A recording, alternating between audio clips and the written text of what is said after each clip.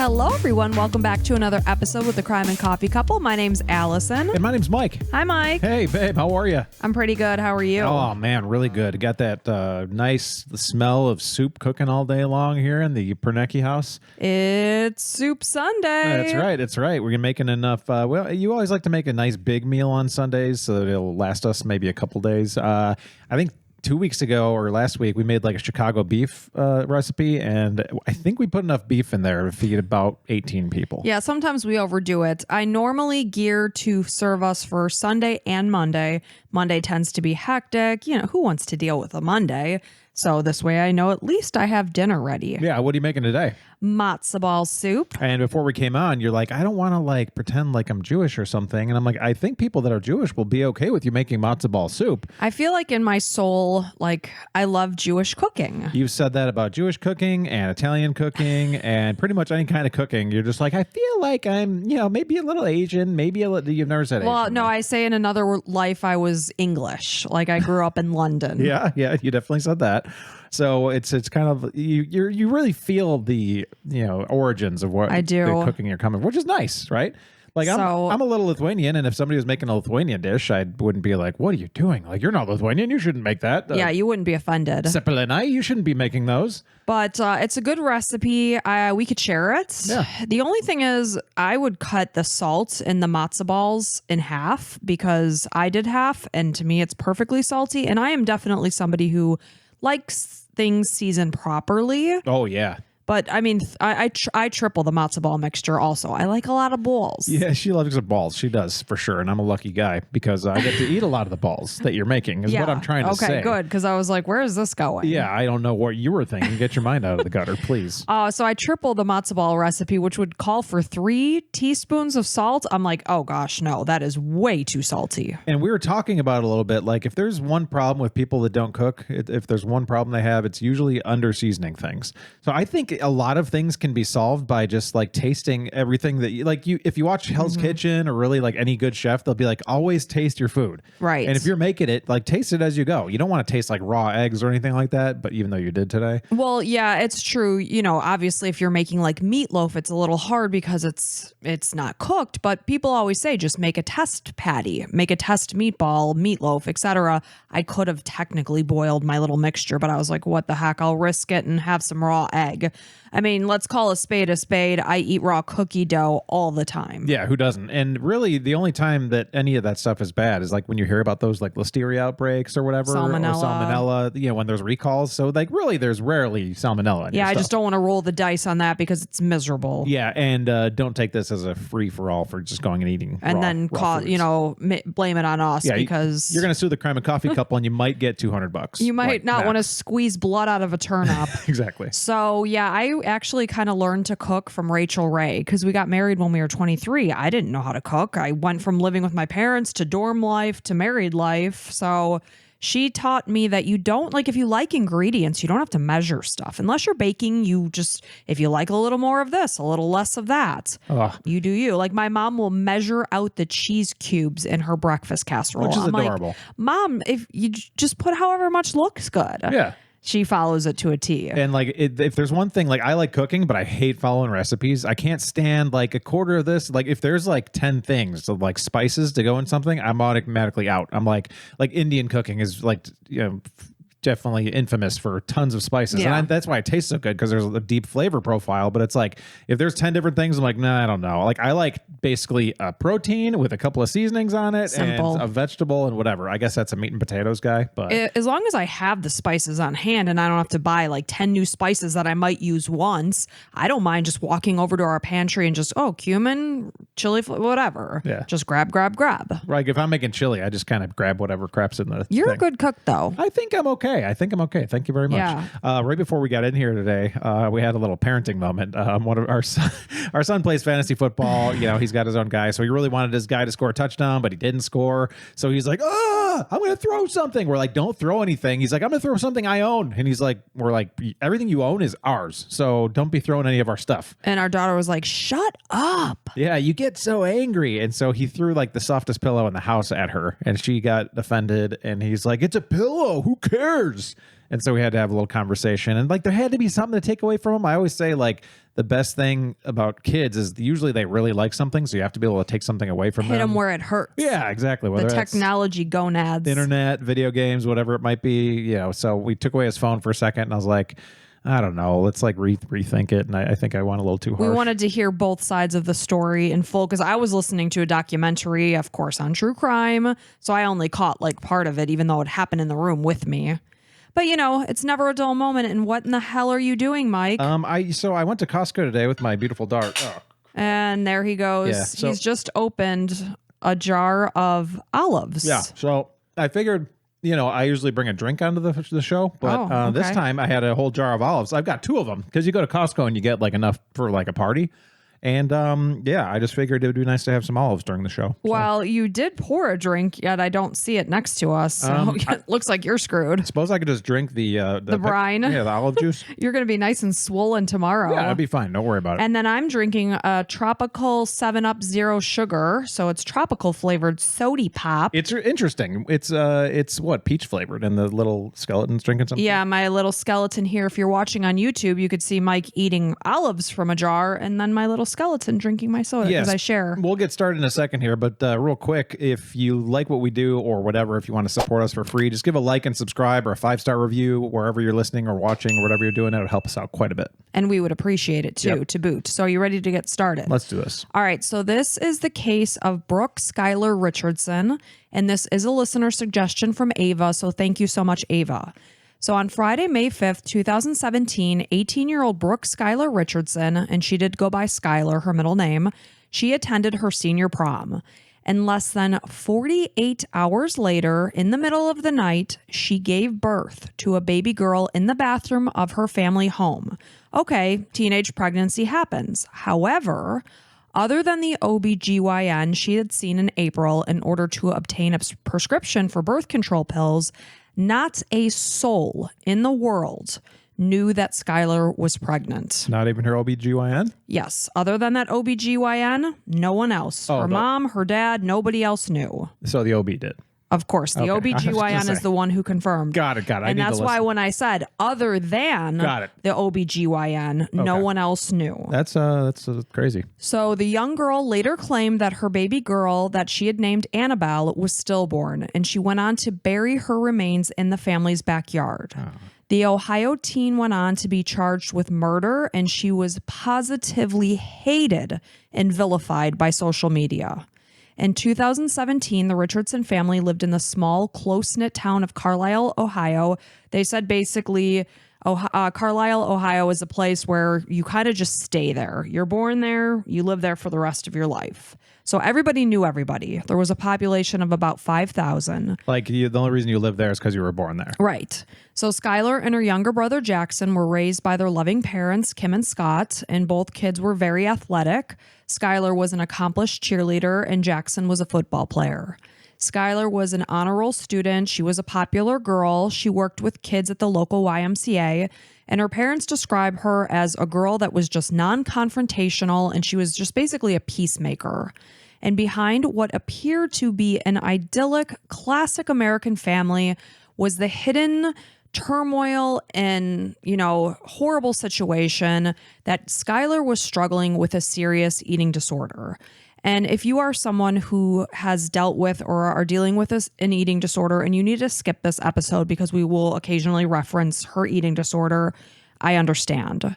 So Kim first realized that something was going on, that there was an issue brewing when her daughter was in 6th grade. She was only 12 years old, and she refused a stick of gum because it had 5 calories. Wow. Now, I will let you know that when I was a freshman in high school, I was about 14 years old, I developed an eating disorder.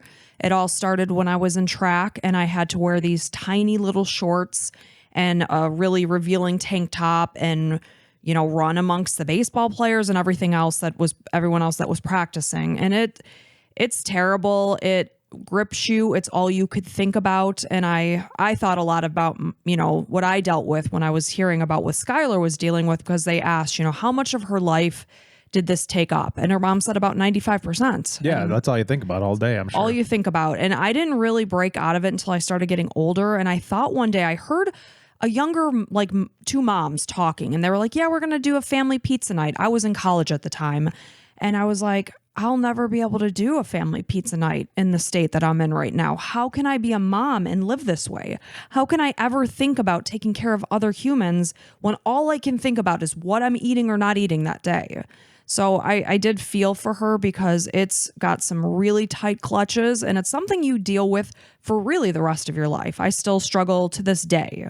And your profession, you're a registered dietitian. A lot of registered dietitians have had eating disorders in the past. More than 60%, I think, are the statistics.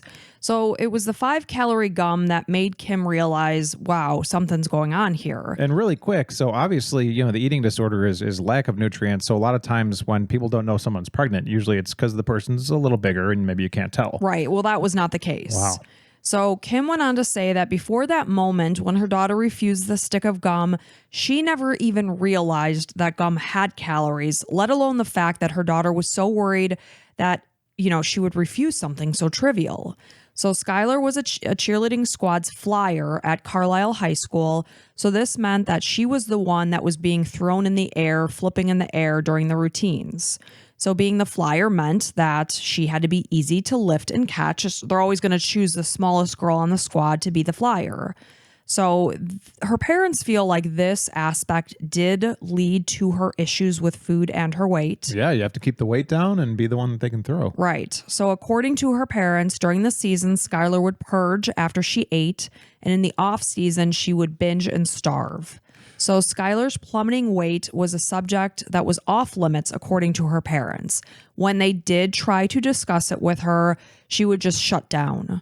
So the Richardsons did go on to seek professional help for their daughter, and Skylar went on to see doctors, therapists, dietitians. It absolutely takes a team. Myself as a dietitian, without the help of a therapist or a psychologist, I can't do anything. So, and I don't work with people that have eating disorders, but I'm saying as a professional, it's really a lot of it comes down to psychology. Well, like you said, when to change yourself, it had to be something that clicked in your brain. Right, exactly. So, in this process, she was diagnosed with body dysmorphia, and this is a mental health disorder that involves an obsessive focus on perceived flaws in appearance that other people don't see. So people of any age and gender can suffer from this disorder, but it is most commonly seen within teens and young adults. And having BDD, this is body dysmorphia disorder, does not mean that a person is vain or self-obsessed. This is a disorder that they're dealing with. So despite the professional assistance that Skylar was seeking, Kim did feel, though, that nothing seemed to be helping their daughter, who was described as a very guarded person. She kept a lot close to the chest. Kim indicated that her daughter did keep a lot of secrets. She did hide a lot of emotions to the point that they would likely never know to the full extent of what they were. She also felt that Skylar's eating disorder halted her mental and physical development, almost kept her stuck as a 12-year-old in body and mind. So in July of 2016, during the summer before Skylar's senior year of high school, she began dating a friend's cousin. This is Trey Johnson. And the relationship was very short-lived. It lasted maybe a month. After they broke up, they went their separate ways. They never spoke again. And Skylar blocked Trey on social media. No one was really sure why. So by January of 2017, she began seeing someone new. This was a high school junior named Brandon. And the two could not be more physically different because Skylar was exceptionally tiny. She was petite, whereas Brandon, was just soaring above her. She was like below his shoulders. I think you and I are kind of like that. You're a good 12 inches taller than me. Yep. So the two, despite their differences in physical appearance, they just immediately clicked. And Kim noticed that her daughter seemed to be exceptionally happy with Brandon. She seemed to be at ease with herself. She was putting on some weight. She seemed to be getting into a healthier mindset. And there was hope that maybe her eating disorder could finally be getting under control. And a month later, it was time to go shopping for her prom dress. It was February of 2017. Skylar wanted a red dress. It was a color she had normally not had before for previous dances. So she chose a sparkly red dress and it hugged her figure. So in late March of 2017, then the Richardson family went on vacation together. It looked like a warmer location. And Kim noticed that her daughter was wearing a two-piece bathing suit, and she felt like Skylar looked happy and healthy, and she was just so relieved to see this. Skylar seemed to be in a good place in her life and in a stable relationship with the boy that she cared about. So because Kim could see that Brandon and Skylar's relationship was progressing, she's about 18 years old, she decided she wanted to be safe, so she made an appointment for her daughter to see a gynecologist. She wanted her to have a prescription for birth control so that she could be safe when, she was engaging in sexual activities with her boyfriend. Sure. So it was April 26, 2017, and Kim took her daughter to the appointment. Because her daughter was 18, Kim waited outside the exam room. And when Skylar came out, it was obvious to Kim that her daughter had been crying. She could see traces of tears in her eyes. And when she asked her what was wrong, she basically just said her first time having a pelvic exam was just scary and traumatizing to her.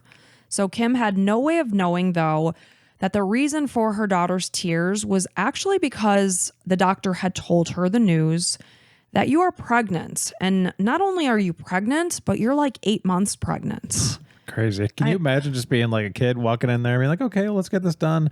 Let's get out of here with the prescription. And I'm pregnant and about to have a kid in a month. I can't imagine. And I always remember when I was pregnant with our son, I was tiny. I'm short, 5'3". I was very sick during my pregnancy. I ended up losing like 8 to 10 pounds in my first trimester. It was rough. So I was very tiny and I had this missile of a stomach. And I had the remote control on my belly, and I'm watching the show where somebody gives birth and they had no idea that they were pregnant. And I've got this missile in front of me, and the remote control is balanced on my belly, and it's shaking because our son just was never still inside my body. Still to this day. Just constantly kicking and moving and having the hiccups to the point that this remote control is just going up and down while I'm watching the show. And inside, I'm like, how can you not know that you were pregnant? Right. Well, I think Skylar had suspicions that she was. And there's a couple of reasons I'm saying that, and I'll tell you in just a second. That, while she is being informed, though, that not only did the urine test confirm, but then an ultrasound confirmed, Skylar is bursting into tears and she is saying, I don't want you to tell anyone, to the doctor. And she's legal and adult. She can keep that a secret. So when Skylar went to her appointment, the medical assistant at the Hilltop OBGYN clinic immediately saw just how nervous the girl was. She was being checked in for her appointment, and the medical assistant noticed that she was much more nervous than what was typical. I mean, obviously, we don't like to go and get pelvic exams. It's not fun. I'm not like, hey, you know what?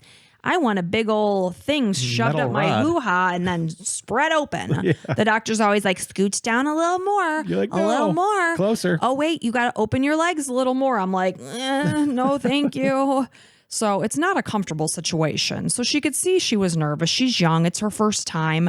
And she's answering the questions, but she did indicate on her form that it was possible that she could be pregnant. She also indicated that she was having normal periods. Whether or not that's the truth, I don't know. And then, like I said, soon everything was confirmed. And based on what the doctor was seeing, the doctor believed that she was about 32 weeks pregnant. So it's obvious that Skylar is not happy with the news she's being told. She's scared.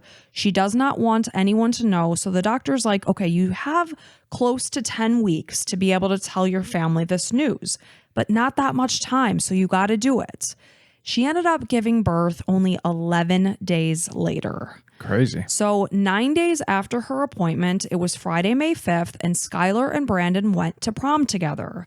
Despite being late in her pregnancy, she had no issues fitting into the dress that she had tried on and selected in February, months earlier. This is 3 months earlier. So her mom later did show a photo of the side-by-side pictures. The one at the dress shop in February, the one literally 48 hours before she gave birth. And based on the image, of course, it wasn't to the side. She didn't look like she was really pregnant. That's insane because, like you were talking, all I know is you, and you clearly had a missile in front of you. Like, People would joke, like, are you smuggling a watermelon under your shirt? Yeah, it was nuts. Yeah, so obviously Skylar was carrying very, very small. Yeah. So, she goes to prom with Brandon and, again, she's kind of tied up into this dress. It's form-fitting. No one suspects a thing. So she and Brandon are having a good time at prom together, but she did start to feel different types of sensations at prom, and they started to intensify. She was having really bad cramps to the point that she is a very guarded, private person. She had to admit to Brandon that she was feeling this way. He's comforting her. He thinks she's just getting cramps associated with her period coming. He's rubbing her back, being a sweet and supportive boyfriend. So he doesn't know, obviously. He has no idea. Yeah. So, she did have the fact that these cramps were happening. This was the first signs of labor was starting. So on July 14th, now we're moving on, 2017, the police are showing up to the Richardson home, and her dad's answering the door. He has no idea what's going on.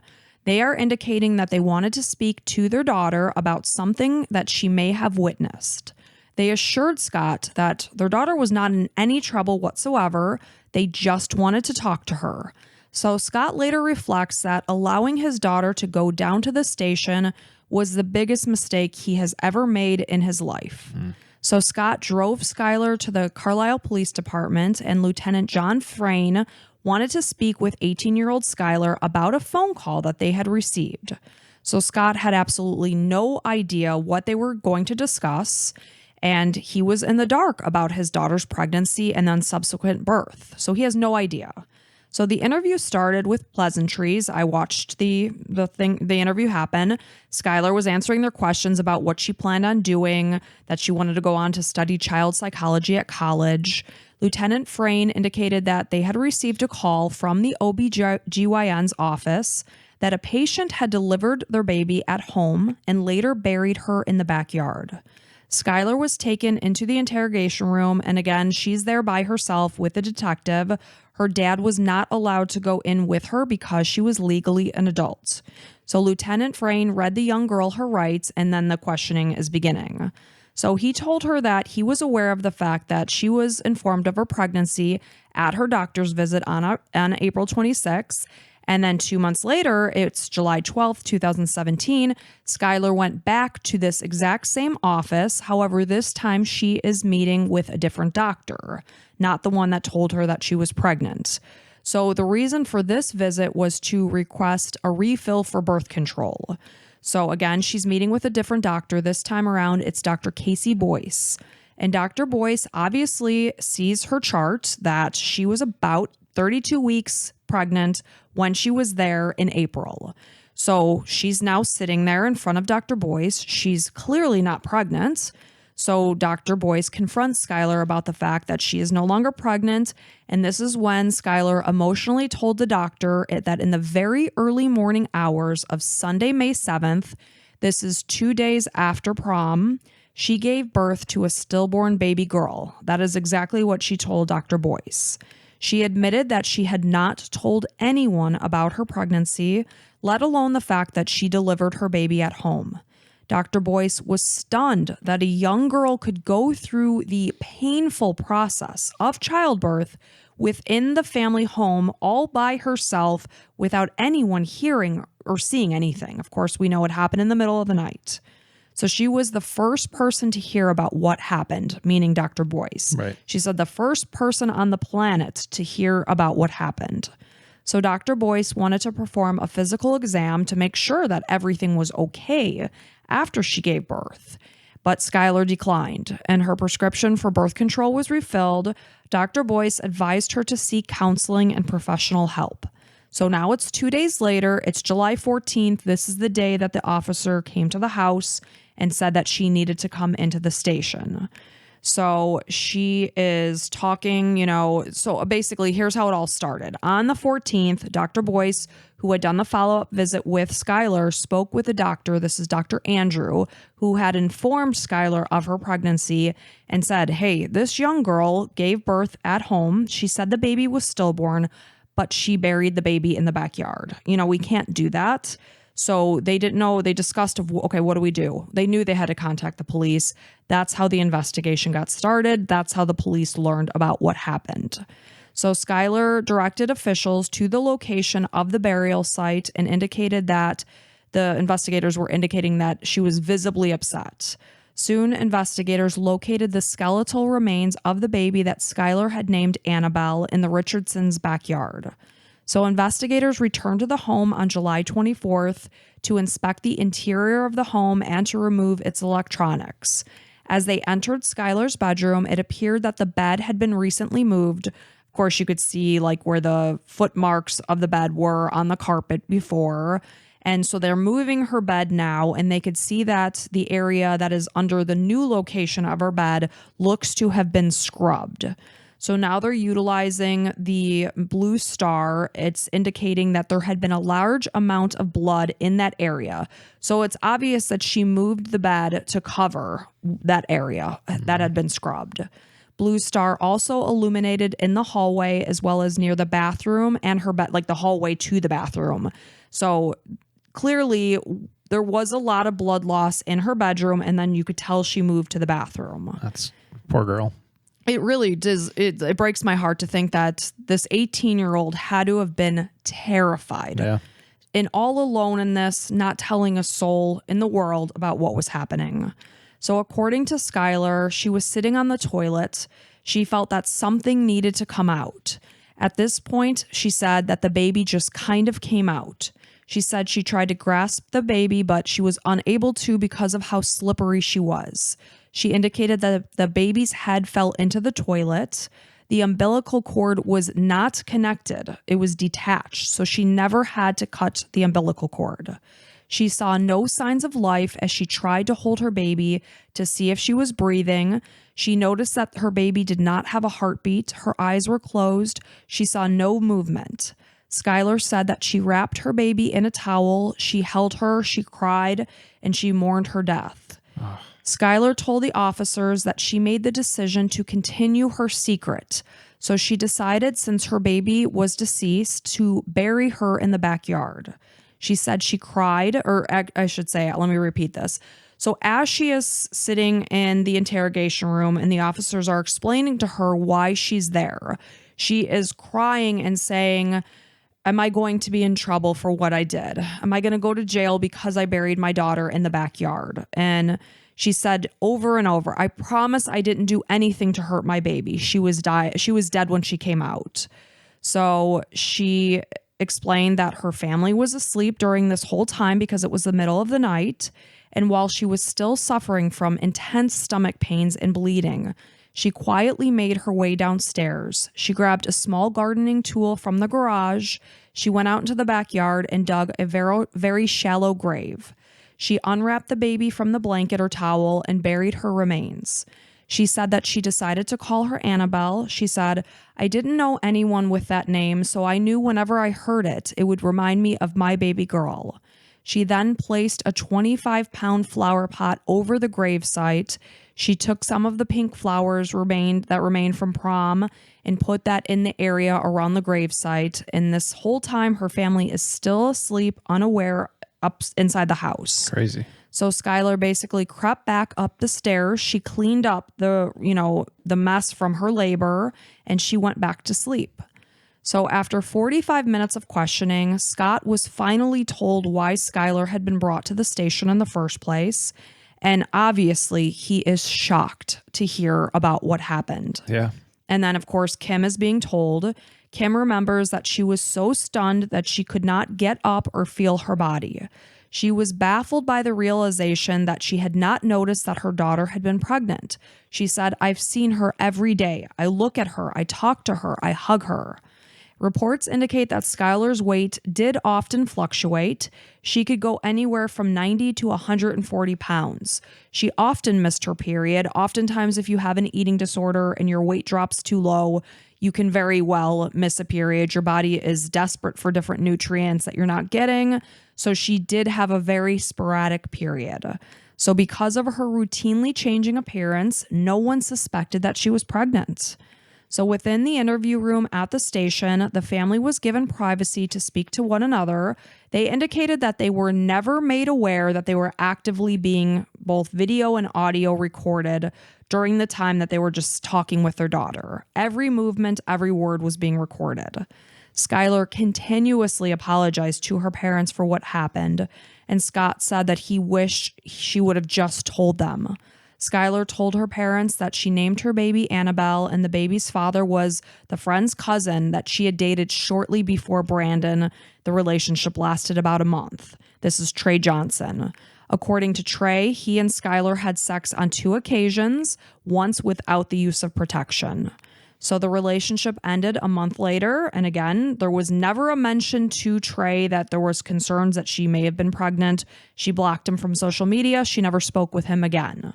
Annabelle's prospective father, Trey, and his family did not learn of the alleged stillbirth until 2018. Trey's mother, Tracy, later indicated that the whole ordeal of losing her first grandchild has shattered the family. So Kim could be heard telling her daughter, now that they're in this interrogation room, it's being audio and video recorded, that she was going to lose Brandon over this and that they had the perfect life. And this definitely led to like her mom being vilified. Was like, it was all based on how the appearance looked. Did they look perfect, etc. Kim later indicated that she was just truly devastated to the core, that her young daughter had harbored such a secret and didn't feel comfortable enough to come down and tell them what was truly going on. And soon everyone in town was aware of this dark secret. That sucks. The house was taped off with crime tape. Everybody learned what happened. And it's obviously in direct contrast to what Skylar had hoped to accomplish. Yeah, keep it absolutely quiet. And from that, going to Facebook, and like all these Facebook pages with like the local stuff, they're all talking about it. It's in the newspapers, and man, just the scuttlebutt, where he's trying to talk about different theories and rumors and all that. That's it's tough. And right. So what do you think with her mom, Kim? Do you think that was a little insensitive? I think she was in such shock that I really can't judge the words that came out of her mouth at that exact moment. Sure. I can't imagine just everything you're processing in your head. How did I miss this? It's not Is it a sensitive thing to say? Yeah. Absolutely not. I'm not going to say that it is. Right. You can't change what happened in the past. That's what I try to tell our kids. We can only learn from our past mistakes.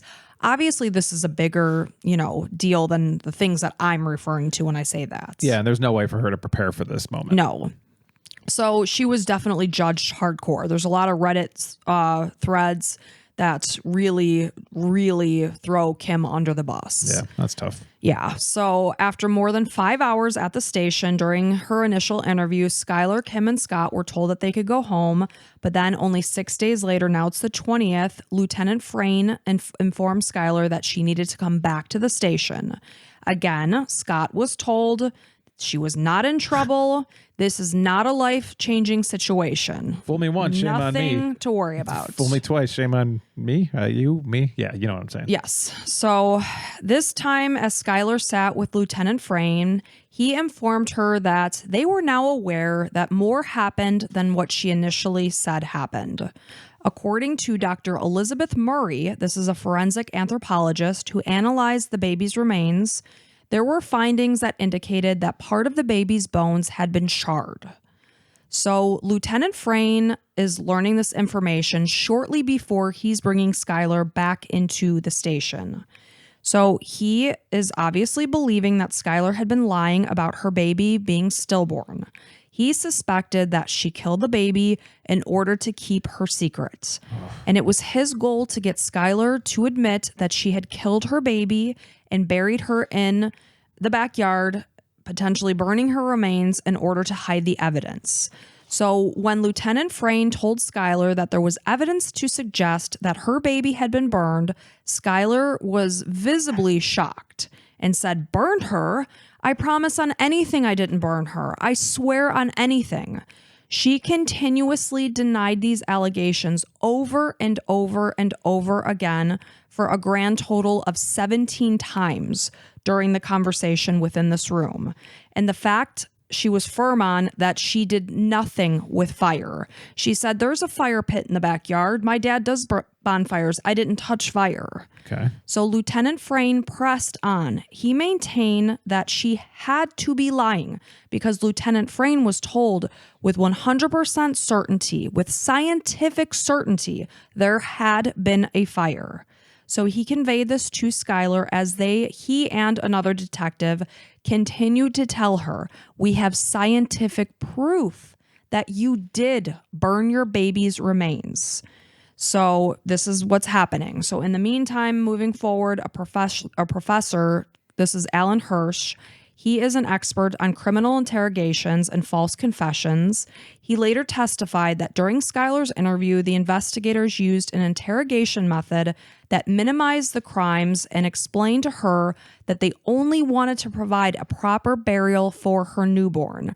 They knew that she had no intention of harming her baby. He referenced two statements that Lieutenant Frayne made. "It's not as if we are suddenly going to jump up and judge you, and we're not going to say that you're going to jail. You just tell us everything and then we can move on." Hirsch indicated that this can break an innocent person down to falsely confess. These tactics can make a suspect feel at ease and remove the focus from their consequences. So Skylar, she seems so confused. And now she's speaking in the same room with Lieutenant Frayne. She's speaking with Detective Brandy Carter. And suddenly, Skylar changes her story and said that she had a lighter. Lieutenant Frayne asked if she heard any sounds from the baby, such as a gurgling. Skylar said that maybe the baby made a sound like a gurgle, and this, of course, would have indicated that the baby had not been stillborn as she first indicated. She specifically used the exact same word, gurgle, which Lieutenant Frayne had used. So after an hour-long interrogation, 18-year-old Skylar was arrested. She was charged with reckless homicide. They theorized that she suffocated her baby because she was telling the investigators, "Yes, I did. I wrapped her in a towel and I held her close to me. Maybe I held her too tight. I don't know." So when investigators brought Scott and Kim into the room to let them know what was going on, she tells her parents, "I tried to cremate the baby just a little." And obviously her parents are floored. Her father's like, You did what? You tried to cremate the baby?" So they're being told basically that maybe the baby made a sound. Maybe she did deliver a live baby and she got scared and she squeezed the baby tight. The baby died and then she tried to burn the baby. That's what they're hearing. So she's being arrested for this. So Skylar posted bail. She returned home with her family. And then 2 weeks later, the case was presented to a grand jury who indicted her on new charges, and she was arrested again. This time she faced charges of aggravated murder, which in Ohio carries a mandatory life sentence. Oh, wow. Yes, this is huge. Jeez, some of these, like the other things that we talk about, like definitely require life sentences, and this is like so up in the air. I mean, I've got a lot of opinions, but so she was also faced with involuntary manslaughter, endangering children, and abuse of a corpse. In the meantime, the case became international news as reporters were informed by District Attorney David Fornshell that Skylar gave birth to a living infant. She caused the death of the baby. She burned and buried her remains because the baby was basically going to be an inconvenience in Skylar's life. It is what was being suggested during this whole press conference. So how the family was painted was that Skylar and her family were obsessed with outward appearances, and Skylar was just basically painted as a spoiled, entitled teenager that worried more about her vanity and her shape and her size than the life and, greater good of her child. So Scott and Kim maintained that their daughter would never hurt anyone, let alone a helpless newborn baby, and they intended to do everything they could to prove her innocence with the help of their defense attorneys. So after her arrest, Skylar spent the weekend behind bars until her family was able to gather up the $50,000 bail to post her bond, and following the prosecutor's press conference, the court imposed a gag order, but the damage was done.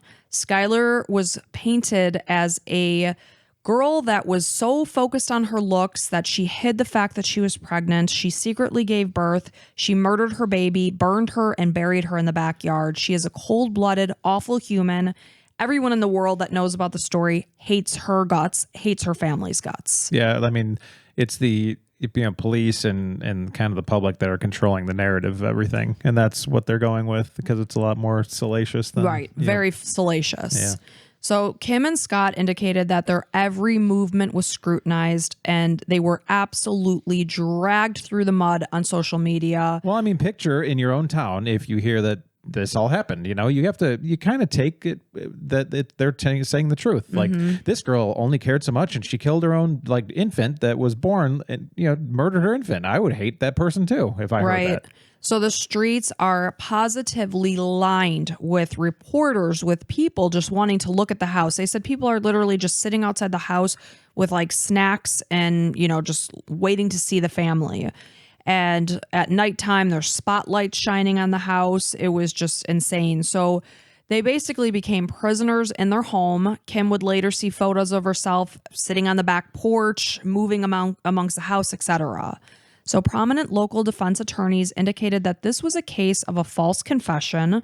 And during the time in between the arrest and the trial, an absolute bombshell was dropped when Elizabeth Murray, this is the doctor that reported that the baby's remains had been burned and charred, retracted her original statement and indicated that after taking a second look at the bones, they showed no signs whatsoever of any incineration or burning. You piece of shit, you literal piece of garbage, created this entire fiasco. Because as dumb, I mean, not dumb, but the lieutenant that took this as fact because you said it was fact. And he did say that to the doctor. You're certain. Right. 100% yes. Before I go in on this 18-year-old about burning her own baby, you better tell me the truth that this is 100% certain. Yep, it sure was burn bones. And then when you're hearing that, Skylar was like, yeah, well, there's fire back there, you're thinking, well, maybe she found some char pieces. It wasn't necessarily from the bones, right? I mean, that's possible. So you go back to the doctor and be like, well, here's what she said. I wouldn't be surprised if the lieutenant went back to her and be like, is it possible that, maybe you found some char and it wasn't directly attached to them? And maybe she relooked at it and like, yeah, I guess it is. And like, humans, we make mistakes, but at the same time, err on the side of caution rather than the side of getting this person in jail. Right. So every doctor that ended up being involved in the case, including the state's own doctor, agreed that this had been a false opinion. When the fire pit was searched, charred pieces of burned wood, chicken bones, and fish bones were found, but nothing that appeared to be human. However, because of the gag order, Dr. Murray's recanting could not be released to the public. So as they're going up to the trial, everybody still believes that this infant's body had been burned. Oh my God. They could not say a thing about it. Meanwhile, they all know. Yes. Ugh. So Skylar was fitted with an ankle monitoring bracelet and placed under house arrest, spending much of her time reading or just with the family dog. Well, the good news is Skylar's going to have a bunch of money. I'd rather just have my privacy. But, right. Jeez. So her parents placed an angel statue in the backyard to mark where Annabelle had once been buried. A year went by, and Skylar's plans to attend the University of Cincinnati, they were put on hold. They were gone. Her life was on hold. She was unable to work. She was unable to go to school as she was just awaiting trial. Well, she's looked at as a murderer who burns her kid. Right. So the defense filed a motion to move the trial to another county because, again, this was such a media circus, but this was denied. In July of 2019, the state came to Skylar's lawyers with an offer. They would take away the aggravated murder charge off the books if she pleaded guilty to all the other charges, which could put her in jail for up to 15 years. I would say go to hell. Straight to freaking hell and come at us. Let's see what you got, you pieces of garbage. Yeah, but it's scary because you're putting your faith in the hands of a jury, and if they decide she's guilty, she will never see the light of day. She will be behind bars for life without the possibility of parole. So Kim and Scott knew that their daughter was an adult and that she had a decision to make, knowing that there was otherwise the possibility of life in prison without parole. So Skylar came to her parents. Her mom remembers it was a Sunday, and she said, I am not going to make a plea to something that I didn't do. So as she awaited trial, sadly, her eating disorder raged on because it was the one thing in her life that she was able to control. Yeah. And the Richardsons watched as their daughter just virtually wasted away and disappeared, and they couldn't do anything about it. Her weight plummeted to under 90 pounds. She could only fit into children's clothing. Her hair began to fall out. Was she in jail at the time? No, she was home on house arrest. So, despite reported concerns about a tainted jury pool, the trial began on September 3rd, 2019, with a 12-person jury. The prosecutor delivered his opening statements by reading the jury a text that Skylar had sent her mom only hours after she gave birth. And she wrote, "I am literally speechless with how happy I am. My belly is back, OMG, and I'm never, ever, ever, ever letting it get like this again. You're about to see me looking freaking better than before. OMG, I'm just in freak out mode. I want to look amazing again more than anything. I hate being like this so much." So the prosecutor was characterizing Skylar's words as vanity rather than what doctors consider to be a disorder, an illness. People can't understand that this is not vanity when a girl is in the throes of an eating disorder and her whole life revolves around how thin she thinks she looks. So obviously there's more to these words than meets the eye. Yeah, but at the same time, it is because of vanity. You keep thinking that I need to be skinny and that's good. I want to look good. I want to look good. I want to look It's good. a mental disorder that you can't control. It is, but I think it's also associated with vanity because it's a mental, yeah, you might not be able to control it, but you're trying to look skinnier, which you think is good. You know, But as being somebody that was in the thick of it, I can tell you I could not have, anyone could have told me 10 trillion times, you're thin, you're thin, you're thin. I wouldn't have believed them. I believe that because I saw it while we were dating. You know, you kept on saying, "Oh, there's more." You know, whatever. You you look at yourself in the mirror and you see a lot of weight to lose, even though you could be like your bones could be protruding. You know, I definitely get that side, but at the same time, there's a time that I mean, there's some vanity to it too. It's not all one or the other. So he also showed a selfie that Skylar had taken at the gym that same afternoon. They painted a picture of a shared obsession between Kim and Skylar with Skylar's appearance, specifically her weight. So that's another reason why Kim was vilified throughout this process, is that they're like, she was supporting her daughter's eating disorder by encouraging her on. Other question, Skylar's in their house. Why can't they tell her eat? Because you can't force feed somebody. Jesus, please do not go on to be a counselor in a eating disorder clinic. Well, here's the thing. I wouldn't just be like, sit down, you're eating this hot dog, or otherwise you can't get up. I'd be like, listen, we're really concerned as parents, right? And you'd be like, please just like have something. And like, I don't know. You don't think my parents said that to me every single day, I mean, 150 times a day? They might be in passing like, oh, you really should eat something. They and were that's scared right? senseless. But like, wouldn't you sit down and be like, okay, You can't talk to somebody like that. Nobody could tell me. It wasn't until something clicked in my mind. I know that. But while she's on house arrest right in frnt of you, literally all the time, You can't force feed somebody. Can't you be like, you need to eat, you're down to 90 pounds? Yeah, I'm positive they said that to her. It doesn't matter. They can't force her to do it. Yeah. So, the defense is also saying that the texts between Skylar and her mom regarding her weight were not uncommon. For 6 years, her mom had been very concerned about her losing weight. I will say that I did see some text messages that were encouraging. You should not encourage somebody that has an eating disorder to, be thin and get back to your previous lower weight. It reminds me a little of like a pageant girl, like she's kind of living vicariously through Skylar, and allegedly, I have no idea about this, but that definitely reminds me of that. Right. So because Skylar's mom, Kim, was on the witness list, though, she was not allowed in the courtroom at this point. So prosecutor Stephen Nippen indicated that Skylar's actions and words proved that she had no intention of ever keeping her baby.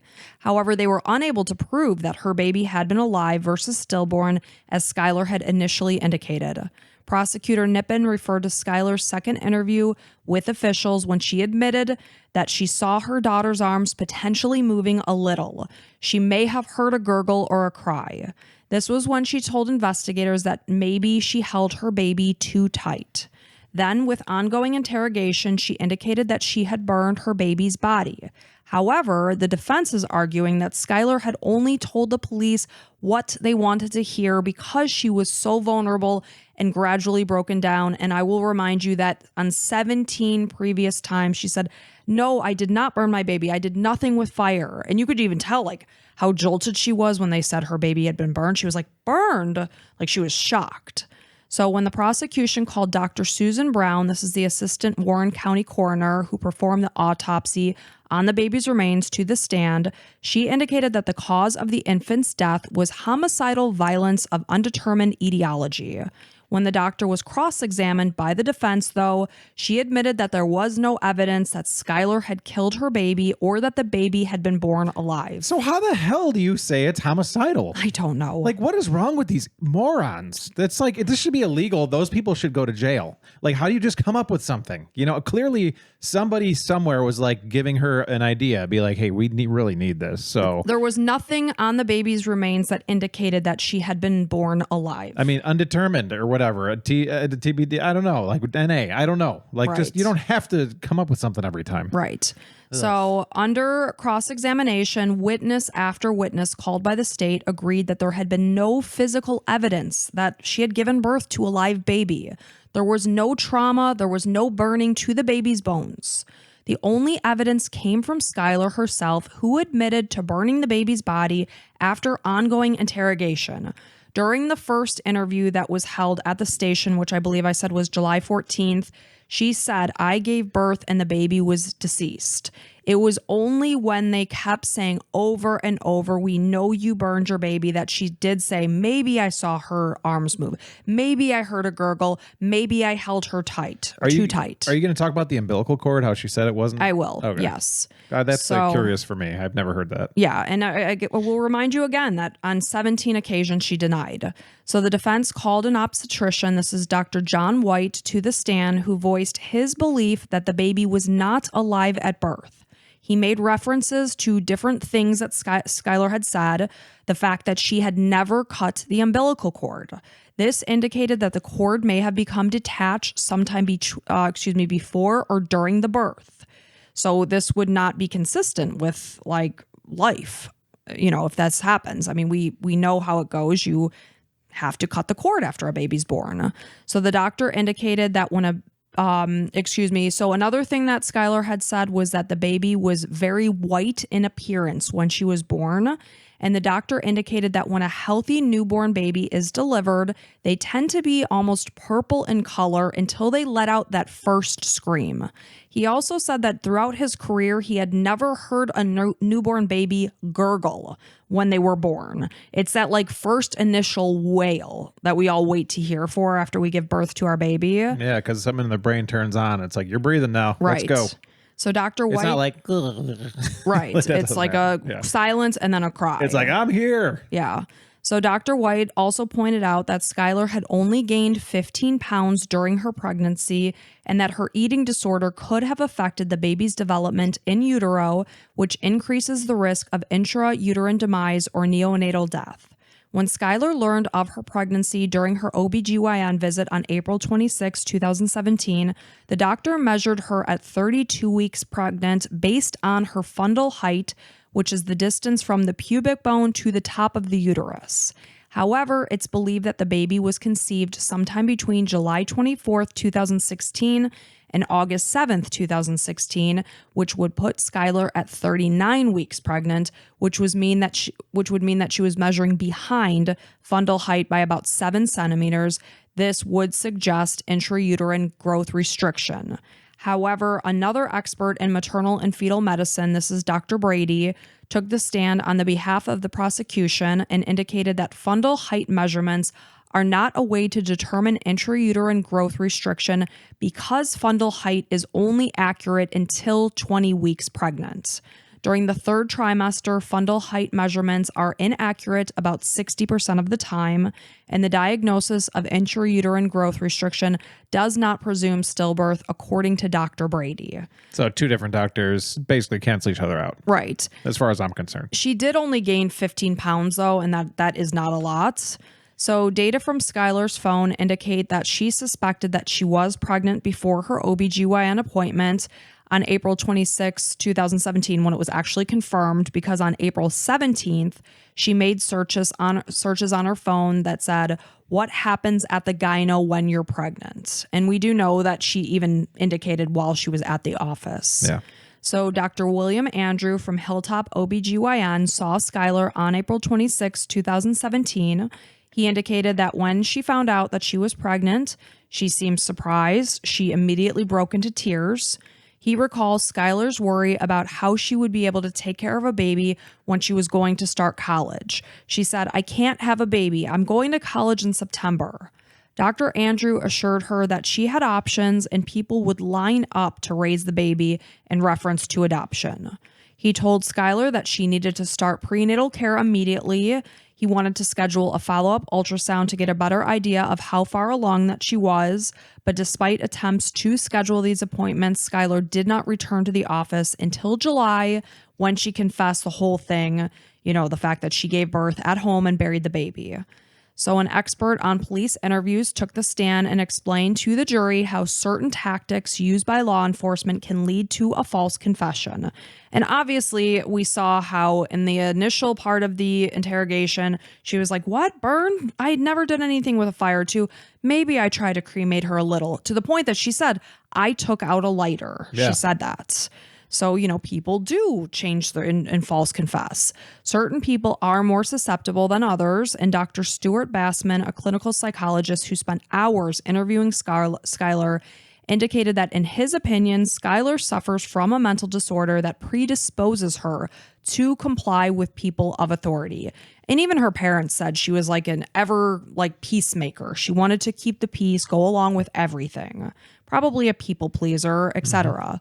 So as the detective spoke with Skylar in the interrogation room without the support of her parents or an attorney, the two authority figures attempted to convince her to implant a memory that would implicate her in her baby's murder. Because again, they're telling her over and over, "We know you're not telling the truth. There are scientific proof that you did burn your baby." Which is not true. Right. And that later came out to be that was not true. Yep.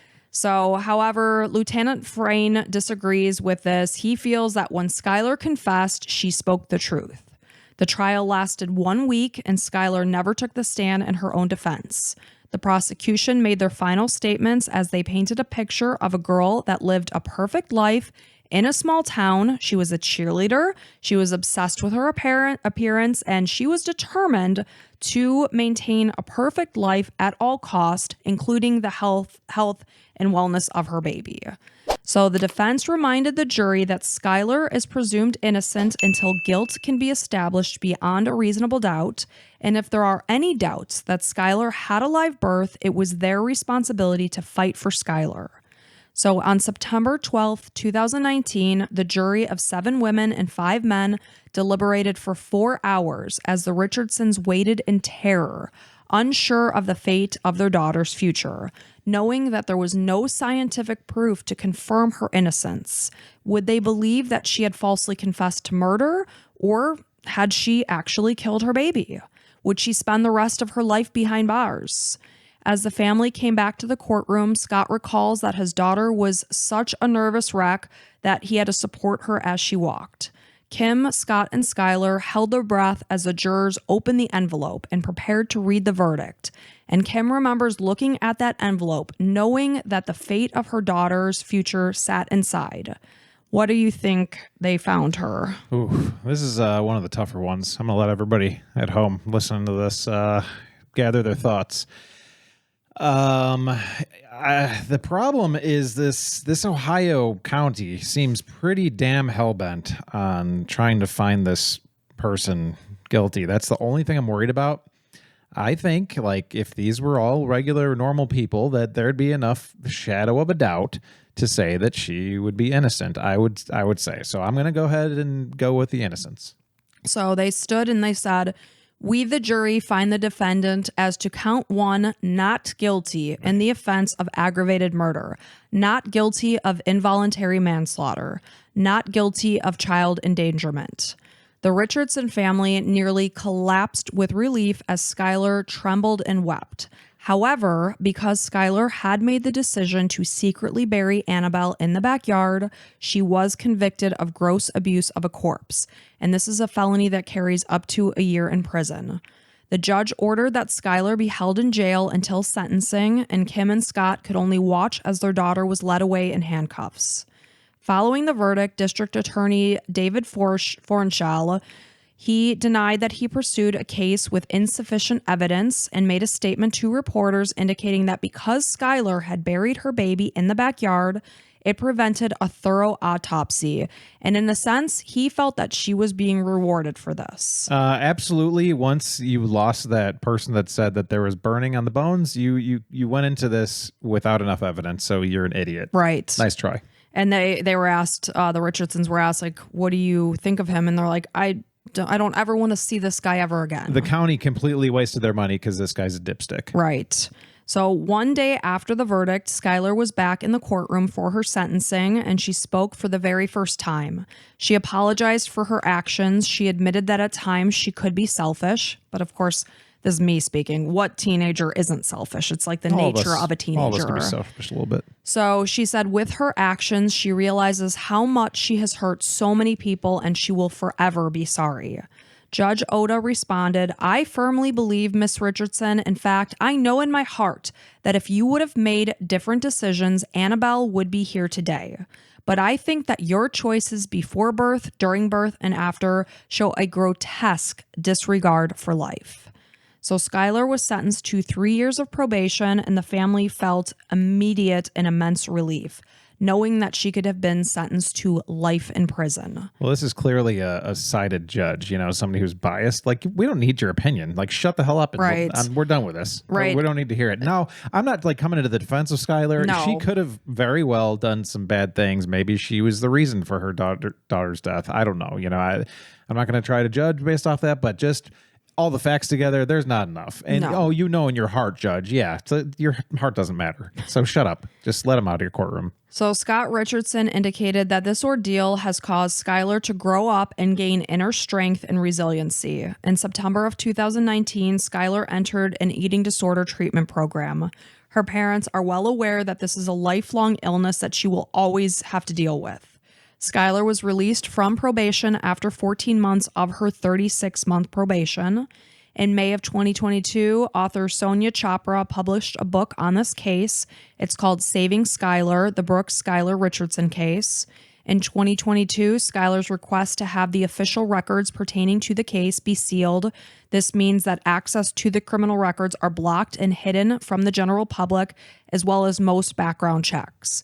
Prosecutors opposed this decision, believing that it would diminish the seriousness of her actions.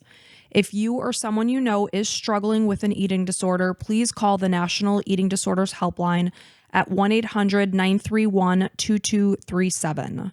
And I will tell you, I also watched a Peacock episode on this. It was called Buried with Love, Baby Buried After Prom. There was also a good 48 hours special on this case as well. And that is a Brooke Skylar Richardson case. That was really interesting. And again, I want to make it clear, I'm not like for or against Brooke or Skylar. Sorry, she goes by Skylar. There's no way to know for sure exactly what happened. Clearly, she has an eating disorder that's, ruining a lot of her life. And nobody wants to have a baby that's dead, and she, even though she was 18, she's still kind of a kid. She's living with her parents. Like, she's not thinking it's illegal to bury a corpse. She wants everything to go away, Right. She wants to make it go away. Yeah. And if she's like, there's a chance that nobody would even know about this. I told my doctor not to tell anybody. None of my boyfriends know. My parents don't even know. This could all be gone. Put yourself in that situation when you're just a dumb kid, 18-year-old who's just like going through all this mental anguish already with your eating disorder, just finding out that you're pregnant and thinking your life's over. I know babies are beautiful blessings. Don't get me wrong. I know that for sure. And there's definitely somebody who would have loved to have taken care of that baby. And I'm positive Skylar wishes that she could have had a healthy girl, maybe going back. I don't know, but it's a tough situation. But the fact that she went back to the OBGYN's office in July, kind of goes to show her immaturity and lack of understanding about the seriousness of this. Yeah. That her telling the doctor, yes, I gave birth to the baby, it was stillborn, and I buried her, that she didn't think that was going to be a problem. That kind of just goes to show. And her mom did admit, when she's kind of halted almost like as a 12-year-old mentally and phically, like when naive. her eating disorder, just very naive and, Yeah. So. I mean, you're sitting there in the doctor's office like, so you're you buried your daughter in your backyard. That's where you think this ends. And I did that, we might be able to do that to our pets, but you can't do that with a human because Right. it's like, I don't know. So, tough story all the way around. Yeah, just terrible all the way around, just sad. Hopefully Skylar is doing better. It's a tough thing to live with, so, and you would know better than a lot of people. It is a horrible, horrible thing to live with an eating disorder. Just awful. Well, thank you so much for listening. And I would love to hear some of your comments. If you listen on Spotify, go ahead and, leave some comments what you think about this particular situation. And then if you really like what we do and would love to, give us, a subscription or something like that, you can subscribe in Apple Podcasts or in Patreon. The links are below in the show notes. You can subscribe to Apple Podcasts and get a free 3-day trial to try to listen to as many as you want. We have like over 80 bonus episodes, I think. Somewhere around there. Yeah. So go ahead, and, invest in yourself, while you're, I think you deserve it. Christmas is coming pretty soon. Give yourself a little gift. Be like, hey. A gift of Mike and Allison. Yeah, it's why the not? gift that keeps on giving. All year long. Just like the Jelly of the Month Club. That's right. So thank you so much for listening. Thank you guys so much for being here. We'll be back next week for another episode. And until next time, bye.